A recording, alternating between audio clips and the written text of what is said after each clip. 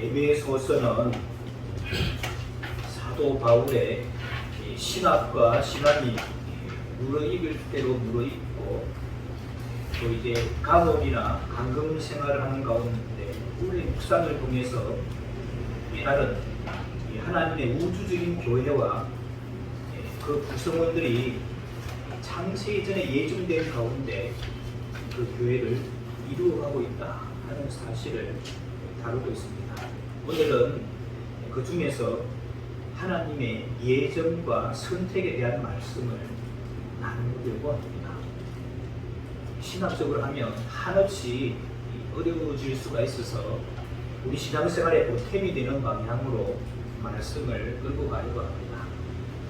성경 속에서 말씀하는 그 예정은 교회 다니지 않는 분들이 말하는 숙명론이나 운명론하고 다릅니다. 우리 한국 사람들이 일반적으로 받아들이는 것 중에서 사주팔자라는 게 있죠. 이 사주라고 하는 것은 생년, 생월, 생일, 생시 이게 사주입니다. 생년월일하고 시까지 해서 이 사주가 이제 8글자로 되어 있는 그래서 사주팔자라고 합니다. 그러니까 이때 생년에 이제 갑자생일을 두자면 하면서 2글자 나오고 월에서 을축년, 을축월 하면서 또 2글자 또 병인일 하면서 2글자 정묘시 하면서 이렇게 2글자 이렇게 조합을 해가지고 8글자로 이제 되어 있는데 인간의 운명이 자기가 태어난 년, 월, 일, 시 이 8글자에 다 매여 있다고 믿는 것인데 이것은 이제 매우 잘못된 것이고 이것은 철학과 아닙니다. 이것은 이제 음양오행이라는 이 중국 사람들의 잡학에 속한 것인데 잡된 학문이죠. 육각 같은 것이 이제 모두 잡된 학문인데 중국에서는 아주 하찮은 덤핑 학문인데 한국에서 이것이 굉장한 철학인 줄 알고 받아들인 거죠. 예수를 믿게 되면 팔자가 꽂혔습니다. 왜 꽂혀지는가 하면 사실은 뭐 팔자라는 사주팔자라는 게 애초 없었지만은 그 자기 자신의 사주팔자가 어떠하든지 간에 예수를 믿게 되면 거듭납니다. 새로 태어나면은 나는 할 수 없다 하던 그 모든 것에서 자유하게 됩니다. 예수님께서 말씀하시기를 죄를 짓는 자마다 죄의 종인데 아들이 너희를 자유케 하면 너희가 참으로 자유하리라. 요한복음 8장 36절에서 말씀하셨고 진리를 알지니 진리가 너희를 자유케 하리라. 요한복음 8장 32절 말씀이죠. 자유하면서도 내가 선택의 여지가 있어서 내가 선택함에 따른 결과 내가 선택한 열매를 내가 딸 수 있는 어떤 운명에 폐쇄된 그런 존재가 아니고 하나님 앞에서 예수 그리스도 안에서 참 자유를 누리게 되는 것입니다. 그래서 오늘을 성실히 살면 미래는 보장되게 되어 있습니다. 그래서 하나님의 세계에서는 오늘 내가 무엇을 선택하고 무엇을 심느냐에 따라서 심은 대로 거둔다는 것입니다. 이 법칙이 진짜 법칙이죠. 이것은 운명이나 숙명에 매여 있거나 거기에 세뇌되면 자기 인생을 거기에 폐쇄시키고 자기 운명론의 감옥에 가둬버리고 스스로 갇혀버리는 그런 리스크에 빠지는 것입니다. 그래서 성경이 말하는 예정하고 동양에서 말하는 운명이나 숙명하고는 전혀 다른 것이죠. 우선 예정을 이제 안 받아들일 수 없는 것, 예정을 받아들일 수 없는 것에 대해서 한번 생각해 봐야 합니다. 인생은 내가 선택할 수 있는 부분이 있고 선택할 수 없는 부분이 있는데 여러분 선택할 수 없는 부분에 굉장히 상당히 중요한 부분들이 많이 있습니다. 이것은 하나님의 뜻에 의해서 이게 결정되어 버리는 것입니다. 예를 들어서 내가 인간으로 태어난 것 자체는 내가 결정하는 게 아니죠. 내 의사와는 상관없이 나는 인간으로 태어났습니다. 내가 남자나 여자로 태어나는 것도 역시 나의 선택은 아닙니다. 그렇다고 우리 부모님이 마음대로 선택할 수 있느냐? 그렇지도 않습니다. 부모가 마음대로 선택을 한다면 한국에는 남자의 수가 월등히 많을 겁니다. 지금은 또 이제 여자아이를 더 선호한다고 하죠. 내가 태어난 시대도, 내가 태어난 민족도, 나를 낳으신 부모님도 이왕이면 좋은 부모에서 태어나고 싶지만 그래서 내가 선택할 수 없습니다. 내가 자라는 자연 환경도, 내가 다니는 학교도, 나를 가르친 학교 선생님도 내가 선택한 것이 아니죠. 그러면 내가 선택할 수 있는 것이 이런 무한적으로 개방되어 있는 것이 아닙니다. 대학에 가면 조금 선택할 수 있습니다. 이제 학과도 선택을 할 수 있고. 그러나 그 이전 내 인생에 가장 큰 영향을 끼쳤던 아버지, 어머니, 선생님 이런 분들을 내가 선택하지 못했어. 그런데 우리의 선택의 여지가 어디에 있는가 하면 공부를 열심히 할 것인가 말 것인가, 또 인생을 성실하게 살 것인가 말 것인가, 착하게 살 것인가 악하게 살 것인가, 부지런하게 살 것인가 게으르게 살 것인가, 이런 것은 숙명론, 운명론하고는 상관이 없습니다. 내가 선택할 수 있는 것입니다. 우리가 열심히 살며 열심히 산 대로 열매가 나타나는 것이고, 우리가 선택할 수 없는 것이 상당히 많이 있지만 이미 결정된 것은 하나님의 예정으로 믿고 받아들여야 합니다. 나머지 부분들은 좋은 쪽으로 선택할 수 있는 기회를 우리 인생이 우리에게 제공하고 있는 것이죠. 그래서 이런 좋은 판단력과 좋은 결심을 하게 되면 하나님이 우리를 도와주시고, 또 우리가 분별력이 없어서 하나님께 지혜를 구하면 하나님께서 지혜를 주셔서 올바른 판단을 할 수 있도록 도와주십니다. 그래서 지혜의 근본이시고 지식의 근본이신 하나님을 경외하고 그 계명인 성경 말씀을 부지런히 읽어서 지혜를 얻는 것이 한 번밖에 우리 인생을 살지 않는 우리 인생을 헛되게 살지 않는 유일한 길입니다. 오늘 우리가 읽은 말씀을 보겠습니다. 8절 말씀, 9절 말씀 보면 모든 성도 중에 지극히 작은 자보다 더 작은 나에게 이 은혜를 주신 것은 측량할 수 없는 그리스도의 풍성함을 이방인에게 전하게 하시고 영원부터 만물을 창조하신 하나님 속에 감추어졌던 비밀의 경륜이 어떠한 것을 드러내게 하려 하십니다. 하나님이 사도 바울을 선택하신 목적에 대해서 말씀하고 있습니다. 사도 바울을 선택하신 이유가 창세 전부터 하나님 속에 감추어졌던 그 비밀의 경륜을 이방인들에게 전하고 세상에 드러내게 하시기 위해서다. 그렇게 말씀하십니다. 그럼 그게 뭐냐? 사실 우리에게는 별로 새로운 것이 없는데 예수 그리스도를 통한 구원을 말하는 겁니다.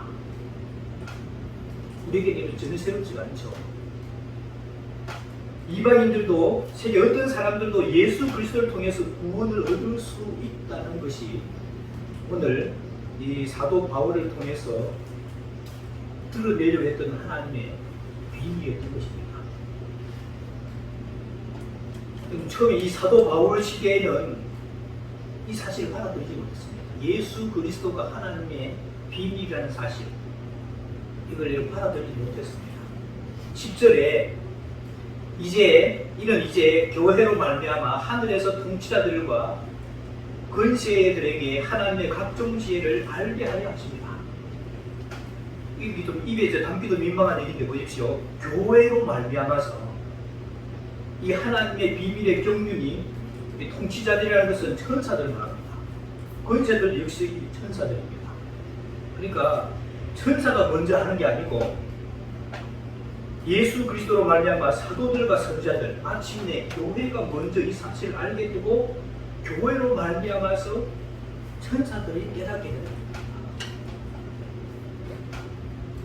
그만큼 이건 비밀이었습니다. 천사도 알지 못하고 귀신도 알지 못했습니다. 그러니까 예수님이 하나님의 아들 그리스도시며 그 예수님이 십자가에서 우리 대신 죽어서 거기 십자가에서 흘러지는 피로서 죄인된 우리가 죄사함 받고 하나님의 후사가 되고 자녀가 되고 재경선 받고 화목된다 하는 이 놀라운 복음의 비밀이라는 것은 천사도 전혀 몰랐고 귀신도 마귀도 전혀 몰랐습니다. 누구를 통해서? 교회를 통해서 드러나게 됐다. 지금 우리는 너무 잘하는 거니까 감격이 안 될지는 모르겠지만은 이 사도 바울이 유대인으로서 이렇게 캄캄해져 있다가 번쩍하고 이 사실을 알았을 때는 정말 굉장한 거였죠. 예수님이 다윗에서 예수 그리스도가 하나님의 우주적인 비밀이라는 사실을 전혀 몰랐습니다. 그래서 마귀는 예수님이 뭐 같긴 한데 죽여버리면 끝나는 줄 알았죠. 근데 그 예수 그리스도의 죽음으로써 그 피로써 우리의 죄가 속량되는 사실을 또 마귀는 역시 몰랐습니다. 그래서 십자가에서 죽게 했죠. 이것을 세상에 가는 길도 알지 못했고 본디오 빌라도도 모르고 대제사장들도 모르고 율법학자들도 모르고 바리새인 서기관들 사두개인들 그 누구도 아무도 알지 못했습니다. 그러다가 사도들에게 그 12명의 사도 그리고 사도 바울과 바나바 같은 처음 일꾼들이 몇몇이 그 사람들에게 비밀로 알려진 것입니다. 유대인들이 그렇게 똑똑한데도 알지 못했다는 것이죠. 그래서 여러분 그 똑똑한 유대인들이 몰랐던 그 비밀을 저와 여러분이 알게 됐다는 겁니다. 이제 알게 된 사람들에게 책임이죠. 책임이 있고 또 사명이 있는 겁니다. 여러분 하나님이 전지전능한 거 맞습니까? 맞아요? 네. 전지전능. 전지전능하시면 과거, 현재, 미래를 다 아시는 분 맞습니까? 과거도 알고 현재도 알고 미래도 다 아실 것이란 말이죠. 또 과거, 현재, 미래를 다 한꺼번에 보시는 분이십니다. 네, 시간을 초월해주시니까 우리 사람들이 태어나서 70년 혹은 80년 뭐 제법 긴 것 같지만은 하나님 편에서 보면 70년 전이나 후나 하나님께서 함께 보시는 것입니다. 하나님께는 70년 전이나 후나 별 상관이 없어요. 사람도 보십시오. 사람이 이제 지금 운전을 해 가는데 차가 꽉 막힙니다. 예배 시간 다 돼가는데 왜 이렇게 차가 안 빠지나? 너무 많이 막혀서 차가 꼼짝을 하지 못하니까 이제 답답해서 차에서 이렇게 내려서 이렇게 쳐다봅니다. 그래도 안 보이죠. 그냥 차가 막힌 것만 보이는 겁니다.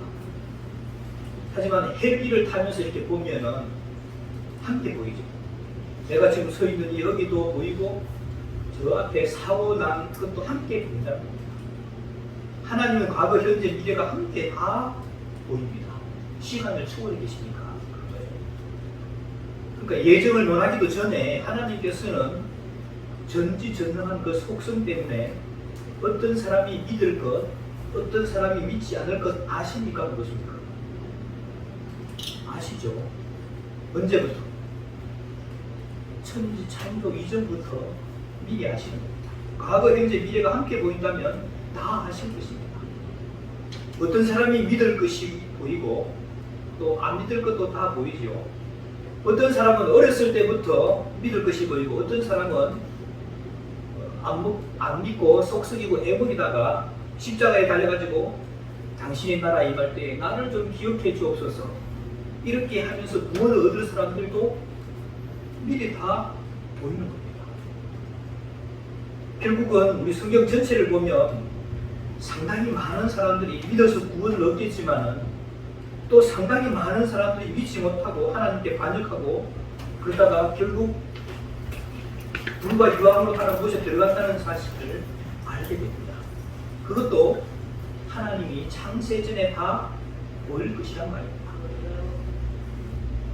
그럼 어떤 사람들은 끝까지 안 믿고 하나님을 대적하다가 지옥에 갈 것을 하나님이 보시고 아이고 나는 사람이 하나님이다.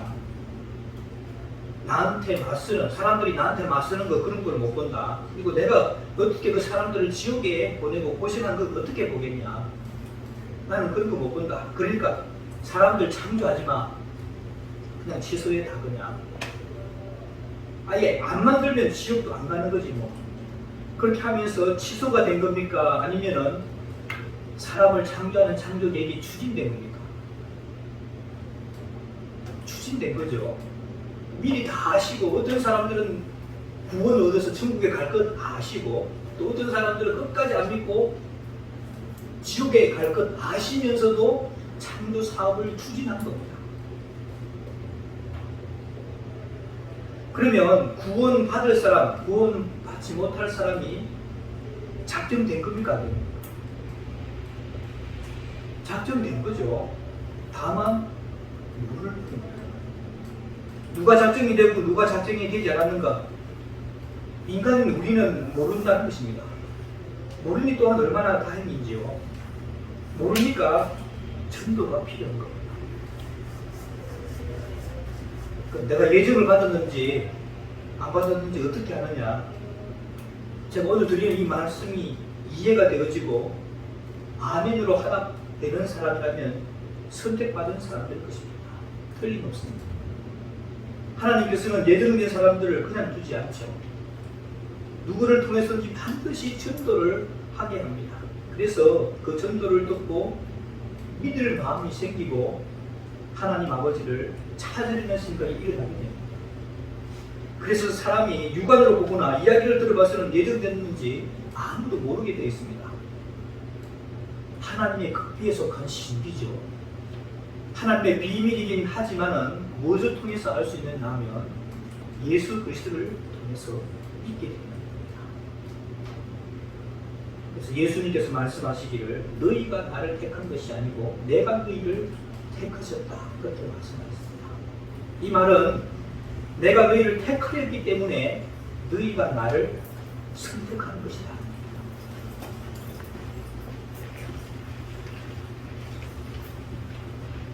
하나님이 선택이 먼저입니다. 종교를 우리가 선택한 것 같지만 아닙니다. 하나님 우리를 선택하셔야만 우리가 하나님께로 나아갈 수가 있습니다. 그래서 믿을 마음이 생기게 되고 또 그 믿음 자체도 하나님의 선물이라고 그렇게 말씀드리죠. 저는 예정을 공부를 하면서 예전에 참 걱정을 많이 했습니다. 어떤 사람들이 우리는 예정되었고 선택되었는데 자기네들은 선택받지 못했다는 것을 알면 가만히 있지 않겠다는 생각이 들더라고요. 그렇지 않겠어요? 우리는 선택받고 자기는 선택받지 못했다. 이 사실을 알면은 제가 만약에 선택받지 못했다는 사실을 알게 되면 예배당 가만히 안 놔둘 것 같아요. 예배당 다 때려 부수고 난리 부수지 않겠습니까?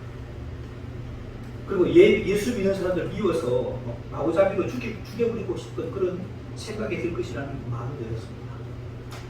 속으로 걱정이 되었습니다. 그런데 언젠가 제 마음속에 답이 왔습니다. 야, 염려하지 말아라. 그 사람들은 네가 예정된 것도 안 믿고 자기가 예정 안 된 것도 절대 믿지 않는다. 그런 일이 일어나지 않는다는 겁니다. 예배당 부수고 예수 믿는 사람들 죽이고 이런 일이 일어나지 않는다는 것이죠. 그렇죠. 우리가 예정되었다고 해도 자기들은 안 믿을 것이고 자기가 예정 안 되었다고 해도 역시 안 믿을 것이니까 아무도 이런 항의하러 오는 사람이 없습니다. 그렇죠? 나 왜 선택하지 않았느냐? 나 왜 예정하지 않았느냐? 이거 따지러 온 사람이 있어요? 없어요? 한 명도 없어요. 이것이 여러분 비밀이죠. 비밀. 이 비밀을 아는 사람은 여러분 믿지 않을 수가 없습니다. 근데 비밀이 지금까지 유지되고 있는 것이죠. 비밀이라는 것은 아는 사람은 알고 모르는 사람은 모르는 것, 이것이 비밀이죠. 그래서 그 알 만큼 되면은 하나님이 나를 예정하셨구나 하고 믿게 되는 겁니다. 10절 말씀 보시면 이는 이제 교회로 말미암아 하늘에 있는 통치자들과 권세들에게 하나님의 각종 지혜를 알게 하려 하시니 곧 영원부터 우리 주 그리스도 예수 안에서 예정하신 뜻대로 하시는 것이다. 그래서 결론적으로 우리 그리스도인들의 역사관이 뭐냐 하면요, 사실 제 자신의 역사관이기도 합니다. 역사란 하나님의 예정하신 뜻이 이루어져가는 과정이다. 맞습니까? 누굴 통해서 이루어져 가느냐? 우리를 통해서. 각 시대마다 선택받은 사람들을 통해서 하나님의 예정하신 뜻이 이루어져 가는 과정. 그것이 역사할 것입니다. 12절에 우리가 그 안에서 그를 믿음으로 말미암아 담대함과 확신을 가지고 하나님께 나아감을 얻느니라. 저는 사실 제가 해놓은 일이라든지 제가 지은 죄와 어떤 실수들 때문에 예수님이 내 죄를 다 짊어주시고 다 씻어주셨다고 해도 하도 일하는 게 시원찮아서 내가 어찌 하나님 앞에 설 수 있겠는가 하는 생각들을 했습니다. 그럼에도 불구하고 하나님 앞에 나갈 수 있습니다. 하나님께서 그런 걸 모르고 선택하신 것이 아니라는 사실입니다. 하나님께서 나를 그렇게 시원찮은 걸 모르고 선택하신 게 아니고 그런 줄 알면서도 나를 선택하신다는 것입니다. 그래서 우리가 하나님 앞에 당당히 나아간다는 것입니다. 두렵고 떨리고 때로는 부끄럽지만은 그래도 하나님 앞에 당당히 나아갈 수 있다는 것입니다. 여러분, 베드로가 예수님 3번씩 부인하고 모른다고 잡아떼었습니다. 예수님이 그걸 모르고 선택했습니까? 모르기는요. 네가 닭 울기 전에, 닭이 2번 울기 전에 3번 나를 부인할 것이다. 그런 베드로의 약점과 실수를 다 알고 있으면서도 하나님은 그를 선택하셨고 예수님 그를 사도로 부르셨습니다. 다 알고 있었어요. 베드로의 연약함, 실수, 부족함들 다 알고 있었습니다. 그랬기 때문에 베드로가 그 뒤에라도 회복한 것입니다. 그럴 줄 모르고 선택했다 그러면 베드로가 예수님께 못 돌아가죠. 그런 것을 알면서도 불렀다는 것 때문에 베드로가 예수님께 다시 쓰임받을 수 있게 된 것입니다. 저와 여러분도 마찬가지입니다. 우리가 썩 잘나고 똑똑하고 일 잘하기 때문에 선택하는 것이 아니고 우리의 부족한 것을 알면서도 선택하셨다는 것입니다. 그래서 저는 좀 부족한 것은 크게 문제가 아니라고 봅니다. 교만한 게 문제죠. 뭘 좀 잘해가지고 교만한 게 문제지 부족한 것은 큰 문제가 아닙니다. 왜냐? 우리가 부족할 때 하나님이 도울 수 있는 것입니다. 내가 약할 때 곧 강하다는 것이죠. 사도 바울이 너무너무 약하니까 하나님이 항상 그냥 두지 못합니다. 일은 엄청나고 사도 바울이 부족하니까 항상 하나님이 함께 하셔서 도와줄 수밖에 없는 것입니다. 그래서 사도 바울은 나의 약한 것을 자랑한다. 그렇게 고백합니다. 내가 약할 때, 부족할 때 하나님의 능력이 더 크게 나타납니다. 내가 3분밖에 안 되니까 8분까지는 아니고 3분밖에 안 되니까 하나님이 7분이나 못해서 사용하신다는 것이죠. 예전에 갈전교회라는 이제 시골 교회인데 한 장로님의 은퇴식에 참여한 그 이야기를 들은 적이 있습니다. 은퇴하는 장로님이 이제 은퇴하시지만 아주 정정하셔서 하는 말씀이 자기는 평생 부족하고 장로로서 제대로 하지 못했지만 한 가지는 열심히 하려고 했다는 것입니다. 뭐냐? 내가 예수 믿은 날부터 예배만큼은 안 빠지려고 했다는 것입니다. 얼마나 안 빠졌느냐? 몸이 아무리 아파도 이제 밥숟가락 있죠. 밥숟가락 이렇게 들어가지고 입에 넣어가서 그걸 이제 입에 들어 올릴 만한 힘이 있으면은 교회에 나갔다는 겁니다. 지장로님이라는 분이셨는데 숟가락을 입에 가져갈 힘만 있으면 예배를 성실히 그렇겠다고 하는 것입니다. 온 교회가 정리합니다. 일단 우리 선택받은 사람들의 삶의 자세는 첫 번째 예배를 성실히 드리는 준비하는 것이죠. 그 다음에 다른 사람 일 너무 간섭하지 말고 맡은 일, 지극히 작은 일이라도 맡은 일에 우리가 죽도록 충성하고 최선을 다한다면 우리의 약한 것, 우리의 부족한 것을 아시면서도 선택하신 하나님께서 우리의 부족한 만큼 다 채워주실 줄 믿습니다. 여러분들과 의논하지 않으시고 장세천에 여러분이 부족한 것 아시면서도 여러분들을 선택하시고 하나님의 자녀로 불러주셨습니다. 그리고 그 여러분들을 천국까지 이끌어가실 그 하나님을 생각하시면서 우리를 창조하시고 또 예정하시고 선택하신 하나님께 감사하며 우리가 맡겨진 일들 최선을 잘 감당하는 우리 모두가 다 될 수 있게 되기를 주님의 이름으로 축원합니다.